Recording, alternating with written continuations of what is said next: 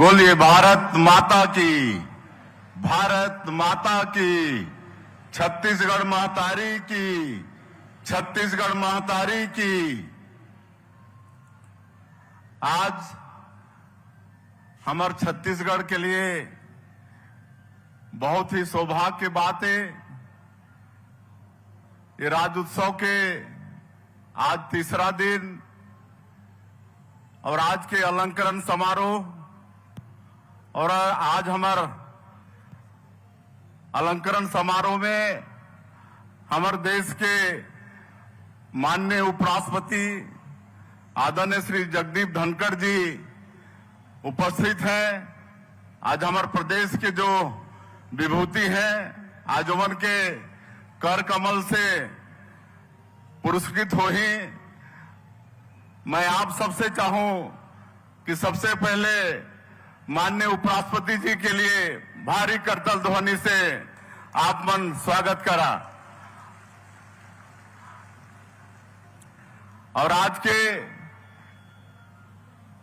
ये अलंकरण समारोह के मुख्य अतिथि हमारे देश के उपराष्ट्रपति आदरणीय श्री जगदीप धनखड़ जी, हमारे प्रदेश के यशस्वी गवर्नर साहब श्री रमन डेका जी, हमारे विधानसभा के अध्यक्ष आदरणीय डॉक्टर रमन सिंह जी, हमारे सरकार के डिप्टी सीएम श्री अरुण साव जी, सरकार के सभी मंत्रीगण, सांसदगण, विधायकगण, पूर्व मंत्रीगण, पूर्व सांसद, विधायकगण, सभी अधिकारीगण और आज के ये अलंकरण समारोह में उपस्थित सभी हमारे सज्जनवृंद, मातृशक्ति माता बहनी मन, युवा साथी मन, हमारे कलाकार बंधु मन और जो आज पुरस्कृत हो ही ऐसे सभी हमारे छत्तीसगढ़ के प्रतिभा और मीडिया के साथी भाई मन, आप सबके आज के अवसर में बहुत बहुत स्वागत है, अभिनंदन है। आज राज्योत्सव 2024 की यह समापन बेला है। साथ ही राज्य की विभूतियों को सम्मानित और अलंकृत करने का भी यह अवसर है। हम सभी का सौभाग्य है कि आज के इस समारोह में उपराष्ट्रपति माननीय श्री जगदीप धनखड़ जी उपस्थित हैं। मैं राज्य के 3 करोड़ नागरिकों की ओर से उनका हार्दिक स्वागत करता हूं। आज के कार्यक्रम में राज्य की विभूतियां माननीय उपराष्ट्रपति जी के शुभ हाथों से अलंकृत हो रही हैं। उन सभी को भी मैं बहुत बहुत बधाई देता हूं। आज अलंकृत हो रही विभूतियों में नारायणपुर के बुटलू राम माथुरा जी भी हैं। उनकी सराहना मन की बात कार्यक्रम में हमारे यशस्वी प्रधानमंत्री जी ने भी की थी। राज्योत्सव 3 करोड़ छत्तीसगढ़ियों की एकता और अखंडता का प्रतीक है। पिछले 2 दिनों में हम लोगों ने 24 वर्षों की यात्रा के दौरान छत्तीसगढ़ को मिली उपलब्धियों का जश्न मनाया, लेकिन आज का यह अवसर अपनी आगे की यात्रा के बारे में बात करने का अवसर है। विकास की नई ऊंचाइयों को छूने का संकल्प लेने का अवसर है। वर्ष 2000 में जब छत्तीसगढ़ राज्य बना तब यहाँ प्रति व्यक्ति आय मात्र 10,484 रुपये थी। अब यह बढ़कर 1,47,361 रुपये हो गई है। राज्य में मात्र 1,360 मेगावाट बिजली का उत्पादन होता था, जो अब बढ़कर 2,989 मेगावाट हो गई है।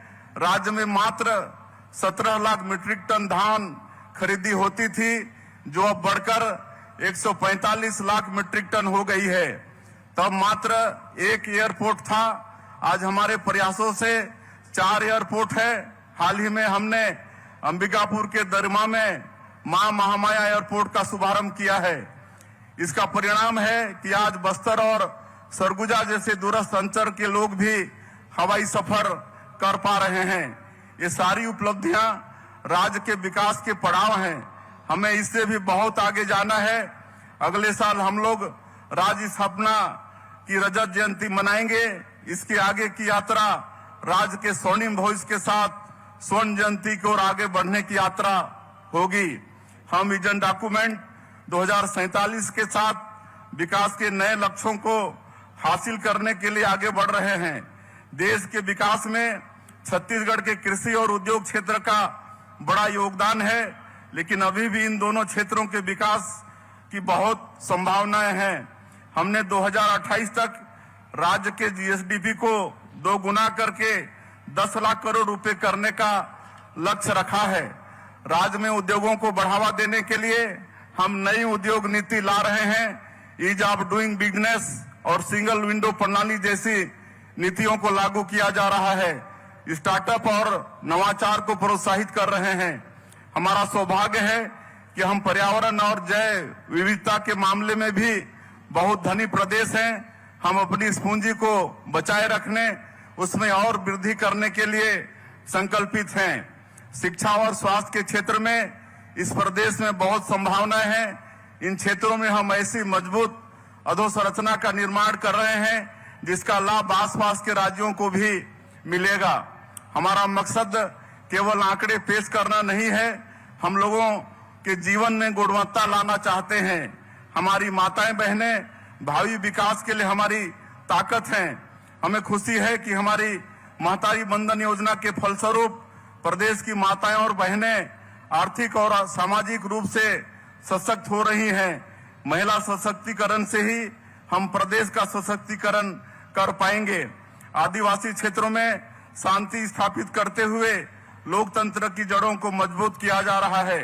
छत्तीसगढ़ की पुण्य भूमि में हिंसा का कोई स्थान नहीं है। माओवाद के खिलाफ कड़ाई के साथ लड़ रहे हैं।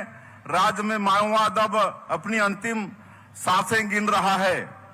मैं छत्तीसगढ़ पुलिस एवं केंद्रीय सशस्त्र बल के उन सभी जवानों को भी नमन करता हूं जिन्होंने अपने प्राणों की आहुति देकर इस प्रदेश को नक्सल हिंसा से मुक्त कराने में अपना बलिदान दिया है।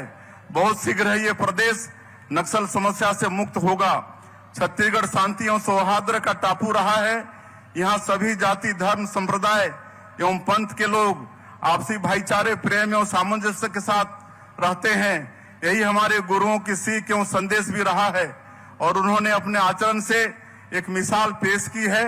हमें उनके सिद्धांतों का अनुसरण करना है कि अपने धर्म का आचरण एवं दूसरों के धर्म का सम्मान, अतिक्रमण नहीं। बस्तर के युवाओं को विकास की मुख्य धारा से जोड़ने, बस्तर की खेल प्रतिभाओं को सामने लाने के उद्देश्य से हम बस्तर ओलंपिक का आयोजन कर रहे हैं। इसको लेकर बस्तर के युवाओं में जबरदस्त उत्साह है। इसमें भागीदारी के लिए 1,65,000 से ज्यादा युवाओं ने पंजीयन कराया है। मैं प्रदेश के किसानों, आदिवासियों, मजदूरों, महिलाओं, युवाओं सहित समस्त नागरिकों से अपील करता हूं कि राज्य के आर्थिक, सामाजिक और सांस्कृतिक उन्नति में भागीदार बने। आप सभी के प्रयासों से विकसित छत्तीसगढ़ के सपनों को साकार करेंगे। मैं के आदिवासी का बेटा हूं, जमीनी स्तर से जुड़ा हूं, हर वर्ग की पीड़ा और जरूरत को समझता हूं। उसी को ध्यान में रखते हुए विजन 2047 बनाया है।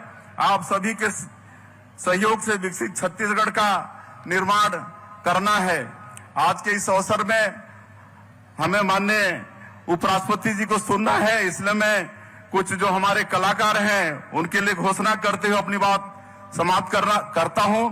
आज के शुभ अवसर पर मैं छत्तीसगढ़ के लोक कलाकारों को प्रोत्साहित करने तथा लोक संस्कृति का देश विदेश में प्रचार प्रसार करने के उद्देश्य से बनाए गए छत्तीसगढ़ कलाकार पंजीयन भुगतान नियम 2021 के संबंध में घोषणा करता हूं कि कला, संगीत, नृत्य, नाट्य एवं गायन के क्षेत्र में राज्य अलंकरण प्राप्त कलाकारों के लिए एक विशिष्ट ग्रेड A1 निर्धारित किया गया है।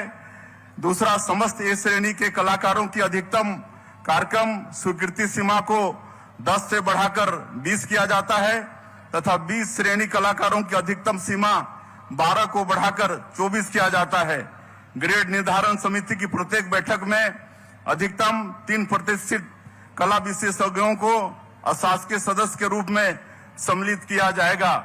मैं भारत के उपराष्ट्रपति माननीय श्री जगदीप धनखड़ जी का पुनः आभार व्यक्त करता हूं कि उन्होंने राज्य के नागरिकों के आमंत्रण को स्वीकार किया और हमारे राजस्व की गरिमा बढ़ाई।